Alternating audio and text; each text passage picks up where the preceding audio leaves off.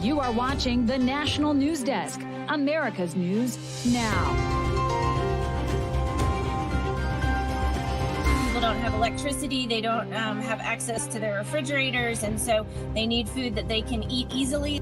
The push to help thousands of food insecure families in the wake of Hurricane Helene. What's happening on the ground a week after the devastating storm, and what we're learning about just how much it'll cost to rebuild. Then reports of progress on day 3 of the U.S. port labor strike as chaos builds for shippers at already crowded ports. And concerning chemicals in the food we eat, why some ingredients on your family's dinner table are banned in other countries.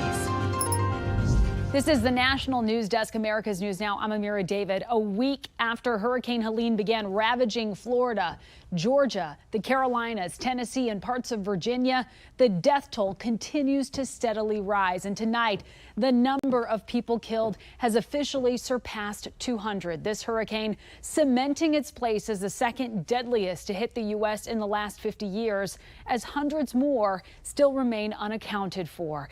And tonight, as President Biden spends his second day surveying the damage, this time in Florida, another crisis looming for Helene survivors. Hardly anyone in those badly hit areas has flood insurance. According to analyses of Census Bureau data, just 2% of households in the 100 counties hit hardest by Helene have a policy. Residents either aren't required to buy it, can't afford it, or don't think they need it. And while FEMA does provide flood assistance, it's a fraction of the average claim payment of insured households. Right now, thousands of FEMA emergency response teams are serving hard-hit areas. They're being deployed from all over the country, as far west as Washington State. Our Paul Rivera spoke with one fire professional from Redmond who's on the ground about the expansive Helene response and what communities need most right now. The damage is substantial. The flooding from Hurricane Helene destroyed mountain communities in western North Carolina. The FEMA Urban Search and Rescue Team has been deployed, and Caleb Freeman with the Redmond Fire Department is on the ground. What are you seeing? What is the damage, the destruction like? The volumes of landslides and flooding and amount of roads that are gone, bridges that are gone is something that I definitely have never seen. This is basically the third largest activation that there's been behind 9/11 and Katrina. Caleb is working there as a safety supervisor. He and first responders from all over the country are going to be in the state for a while. The cutoff of access to a lot of places has put people in a very difficult position. How are you talking to your teams? That's a challenge, right? It's a significant challenge, yes. Their teams are focusing on rescue, but also helping to recover victims who have died in the storm. There is still a lot of work being done to try and determine who's unaccounted for and how many people are still need to be contacted. The damage will take communities a long time to come back from. I think even a layperson would recognize that it's going to take an extended period of time to recover. Here's your first card. What they need the most is basic necessities, food and water. That was Paul Rivera reporting. As for repairs on those ravaged roads, North Carolina's Department of Transportation says parts of its collapsed highway, I-40, will take months before being permanently restored, meaning long-term disruptions can be expected for drivers, along with a very big price tag. We can already tell that the need here is going to be in the billions. So put simply, there is no way that we can meet the need without congressional action. And more hurricane activity is still on the radar. Hurricane Kirk has gained traction as a Category 4 storm in the Atlantic Ocean. Kirk is forecast to strengthen even more as it moves northwest, possibly impacting the U.S. by this Sunday. We're also tracking Tropical Storm Leslie, which has formed in the Atlantic and is forecast to become a hurricane over the next couple of days. Currently, both systems are not expected to make landfall in the United States. The biggest dock worker strike in nearly a half century is on day 3, and its impacts are starting to show. According to Everstream Analytics, at least 45 container ships are queued up right outside major ports on the East and Gulf coasts. The backlog could double by the end of the week, creating congestion that would take weeks to months to clear. Today, President Biden said he thinks progress is being made. We have been engaging the parties on all sides, urging them to come to the table and get to a deal. We think that economically they are not so far apart that they can't bridge these differences, especially when you consider that this is a very, very profitable industry. The port owner suggests they're open to new talks, but there are no negotiations at this point scheduled. Meantime, in the Middle East, as we await an expected counterattack from Israel on Iran, the IDF now on the ground in Lebanon, telling more Lebanese people to evacuate their homes. The evacuation signaling Israel is looking to widen its expanding ground operation against Hezbollah, which controls parts of the country's south. Many Lebanese now drowning in fear that what Israel calls a limited operation could quickly expand. We don't really know what area is safe anymore. I feel like in Gaza it started the same way and then it escalated. We are now literally paralyzed. We cannot do anything. We have to stay at home and everything is deteriorating. The U.S. has begun chartering flights to evacuate American citizens out of the country. We are learning more about how Special Counsel Jack Smith is trying to prosecute his election subversion case against former President Donald Trump, even after the Supreme Court ruled presidents have broad immunity for actions they took while in office.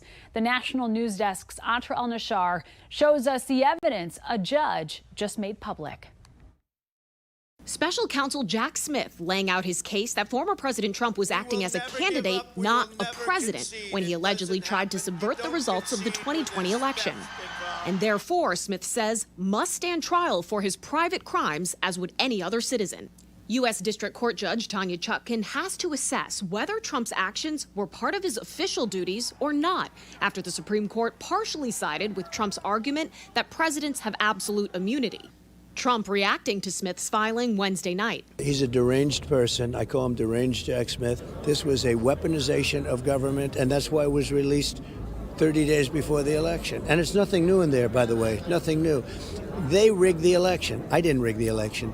But it does contain new evidence the public hasn't seen before that Smith says proved Trump was not acting as president. Like a White House staffer traveling with the defendant overheard him tell his family members that it doesn't matter if you won or lost the election, you still have to fight like hell. We're also learning how Trump allegedly pressured his then vice president and running mate Mike Pence. Pence told prosecutors when they spoke on November 4th of that year, Trump told him to study up claims of voter fraud in states that they had won together in 2016 to determine whether they could bring legal challenges as candidates in those states. The judge has got to decide, well, is that official or is that private? And if it's official, she's got to take it out of the indictment. She's got to reboot the whole case. And to top it all off, the Supreme Court really didn't give much guidance on this. Trump's team will get their chance to respond, further delaying a case that already had no chance of concluding before the election. It all gets thrown out. The case is dead on arrival if Trump wins. If Trump loses, even then, this is going to drag out for years, most likely. Now, it is possible we'll learn more even before the election. Judge Chutkan may release exhibits that were referenced in this filing, including witness statements, in the coming days and weeks. Really interesting. And after the release of this report, if the case does move forward and Trump loses the election, why would it take years to prosecute that? Right. Legal experts like the former U.S. attorney you just heard from there say it's because the Supreme Court's ruling on immunity was so broad and so vague that whatever evidence Judge Chutkan allows to stay in this case, Trump's team is expected to appeal it all the way to the Supreme Court, potentially multiple times at different stages in the case. More proof that this case is unlike anything this country's ever seen. Definitely a lot of gray areas that need to be worked out. Atrol Nashar, thanks so much for that reporting. And this just in, a jury has just found the 3 former Memphis police officers charged in the 2023 death of Tyree Nichols guilty of witness tampering, and one of them guilty of civil rights violations. Tadarius Bean, Demetrius Haley, and Justin Smith were all charged with violating Nichols' civil rights by beating him to death after a traffic stop. The prosecution argued the cops wanted to punish Nichols, while the defense tried to downplay their roles in what happened. An inmate from the Plumas County Jail in California is on the loose right now. Caleb Dewar, you're seeing a picture of him right now, charged with domestic violence, appears to have broken through 2 fences last Friday. Police say he was seen at a nearby auto store where he apparently ran in and asked to use the phone. He walked in and he was kind of like in a panic. He said, "Hey, I broke down. Can I use your phone?" I said, "Sure." So he made a phone call, and the only part of the phone call I understood was, "Hey, I'm broke down. I need you to pick me up right away. I got to be to work in an hour." He hung up and then split. He just left. Dewar was seen wearing blue overalls walking down a highway. Coming up, the Republican campaigning with Kamala Harris today, plus a surprising revelation from Melania Trump. Then the best time to buy a new car now that interest rates are starting to trend downwards. And later, why the government is coming under fire for its approach to regulating food additives. We'll be right back.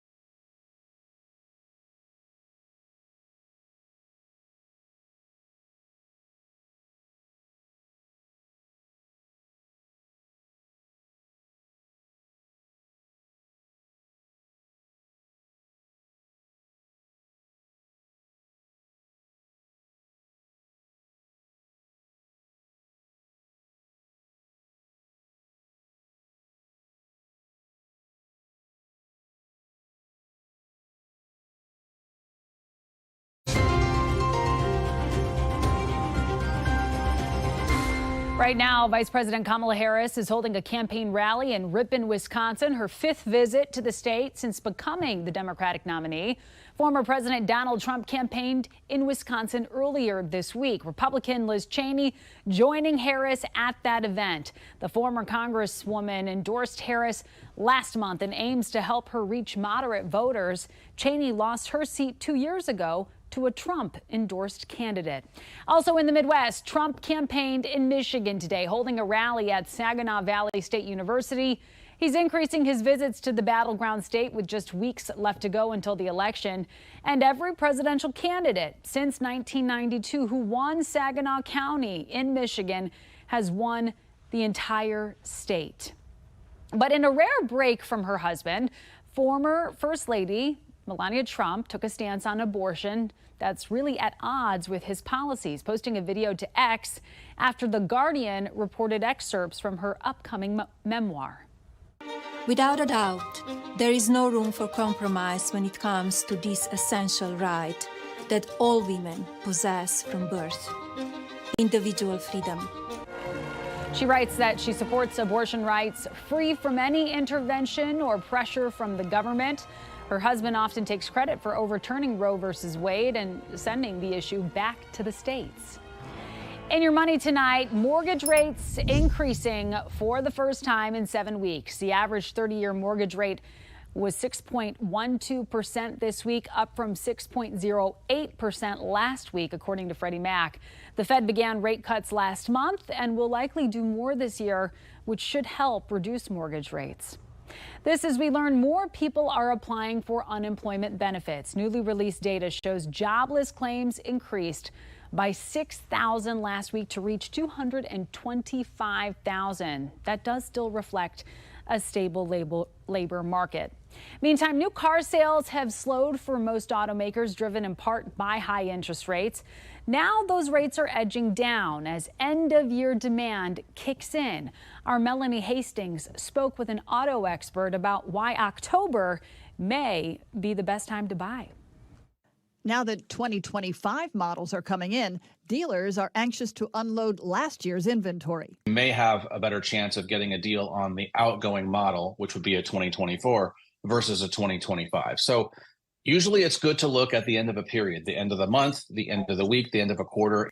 And what's the best day to buy a car? He says Christmas Eve and New Year's Eve are always good times, but also I've always had the best luck with the middle of the week. I would never go on a weekend. I would go in the middle of the week in the daytime when you would do any type of serious financial transaction. Auto Trader's Brian Moody says the Honda CR-V and the Toyota RAV4 are some of the most popular vehicles, also the Jeep Wrangler and pickups. But he says your best bet is to look for models that not everyone wants. So one way to avoid overpaying or paying a lot for a new car is to don't go looking for the thing that everybody else wants. Be flexible on the color, be flexible on the equipment. And also cars like sedans have many SUV-like features, but are often less expensive than big truck-based SUVs. If you're in the market for a new or used vehicle, Moody advises do your research so you are ready to go. What I would tell people is don't wait, start doing the research now so that when that lower interest rate comes, you're ready to act. Well, the shortage of weight loss and diabetes drugs from Eli Lilly is over. That's according to the FDA. Mounjaro and Zepbound have been in short supply since 2022, but the company has been investing in increasing manufacturing and says the drugs are now commercially available. The FDA says there may still be some disruptions for patients and prescribers. 27,000 Cybertrucks are being recalled because of a problem with rear view cameras. The National Highway Traffic Safety Administration says the image display can appear blank for up to 8 seconds while the truck is in reverse. Only a 2-second delay is allowed. Tesla has put out a software update to resolve that issue. Concern growing over China's increasing coordination with Russia, especially in the Arctic region. China's Coast Guard just said it entered Arctic Ocean waters for the first time as part of a patrol with Russia. It comes after the U.S. Coast Guard said it saw 4 ships from Russia and China in the Bering Sea, the furthest north it's ever seen the Chinese ships before. And we have reporters all across the country in your neighborhoods covering the issues that matter most to you. We're taking the pulse of America, and we begin in California with a campaign controversy. The mayor of Selma, California, facing criticism for political posters claiming he was endorsed by the father of a fallen police officer in his re-election bid. The local Police Officers Association says the officer's family was not made aware that a certain photo was being used, but the mayor tells a different story. There's some materials going around that have been sent out to the media by the Selma Police Officers Association regarding my signs that have the endorsement from Gonzalo Carrasco Sr. on it, endorsing me for my campaign. That endorsement, I want to let you know, was willingly given, and I'm very proud of that. The mayor says he's removed all of the posters using the photo. As drought conditions continue, available water in our ground is drying up fast. Here in Comal County, in the last 28 months, the groundwater table has dropped 9.5 feet. That's tremendous. It's usually we see a foot per year. And it's not just drought to blame. It's not a matter that people themselves aren't conserving. It's a matter of population growth is exploding. Because of this, rainwater harvesting is becoming more popular. What is it? It's collecting runoff off of a structure or some other impervious cover in order to store it for some later use. Our type of stuff you can go and sell on the corner. They have products that you can sell online. Folks who can work with the businesses to collect the evidence. A group called Challenge Seattle brought together a range of experts in the field to host a public safety summit on organized retail theft. So it's really a difficult task to take on. Crime does not take a vacation. The panel highlighted the need for dedicated investors as well as partnerships that have frontline shopkeepers working with police, prosecutors, and policymakers to break up these sophisticated theft rings. Coming up, many ingredients in foods in the U.S. are banned in other countries. We investigate how bad for you these additives really are.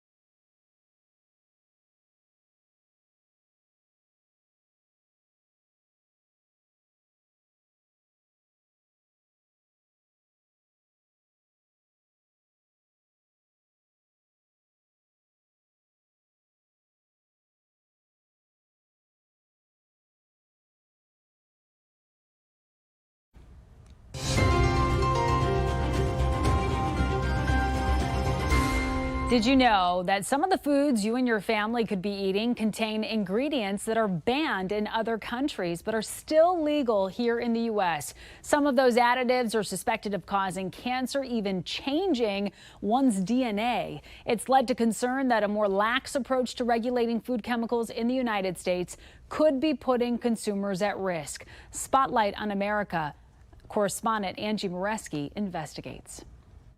Chemical additives in things like candy corn and other treats and foods sold here in the U.S. are causing concern for people like Push Mukim, a certified personal trainer very careful about the foods he puts in his body. You're a label reader. Absolutely. My main concern is the unknown. A lot of this stuff, we don't really know what it's doing to us. Red dye 3 is something that I always tell people to look out for. Nutritionist Christina Martin is also concerned and counsels her clients to avoid products with certain ingredients like red dye 3, a suspected carcinogen banned in Europe but still legal in U.S. foods. Red dye 3 in rice. In rice. Something you wouldn't expect. Exactly. Red dye 3 is just one of the ingredients banned in Europe but still allowed in the U.S. Others include titanium dioxide, also a coloring agent, which can accumulate in the body and potentially damage DNA. Potassium bromate, another suspected carcinogen used to improve the texture in breads and other baked goods. Propylparaben, a preservative shown to potentially disrupt fertility and endocrine function. And BVO, used in citrus drinks, just banned in the U.S. this summer after nearly 20 years of being banned in Europe. Can we really trust that our food is safe? That's a tough question. Thomas Galligan is principal scientist on additives at the Center for Science in the Public Interest. He's critical of the FDA for taking too long to reevaluate the safety of additives when new studies show they can cause potential harm. This is an ongoing, pretty egregious failure by the agency, in our opinion. As a prime example, Galligan points to red dye 3, used to make foods more vibrant. This is a chemical that FDA itself determined in 1990 causes cancer when eaten by animals. But 2024, it is still authorized for use in food today. Spotlight on America contacted the FDA requesting an interview on their process for regulating additives. The agency declined, but says on its website it is working to update processes to identify, evaluate, prioritize, and communicate new and evolving information to enhance its approach to food chemical safety. Pressure from health-conscious Americans has pushed the FDA to ban certain ingredients like BVO this summer. But in many cases, the burden is still on consumers to be label readers. Propylparaben, azodicarbonamide. I mean, these are these ingredients. Most people have never heard of them. Most people can't pronounce them either, which I think is always a really good indicator that it's probably not the best for you. Entenmann's tells us they are phasing out red dye 3 in all of their products by the end of the year. And Little Debbie told Spotlight there are no plans to eliminate titanium dioxide from its products, saying they do not have concern about an ingredient declared safe by the FDA. If we get any other comments, we'll include them online at spotlightinvestigates.com. For Spotlight on America, I'm Angie Moreski. Angie, thank you. Many of us find some interesting things stored in basements, but rarely is it a Picasso. Coming up, the artwork found that could bring one family millions.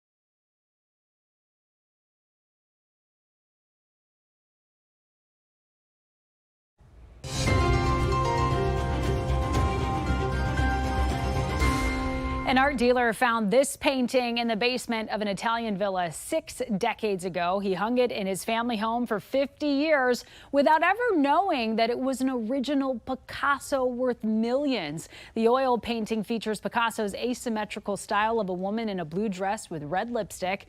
The dealer who found the painting had a hunch it might be real, but never did get it certified. When he passed on, his children finally decided to go find out if it was worth anything. And it was. Finally, last month, Picasso's signature on the piece was certified as authentic. The painting is valued at around $6.6 million. And that is what I call a good basement find. That does it for this edition of the National News Desk. I'm Amira David. Thank you so much for watching.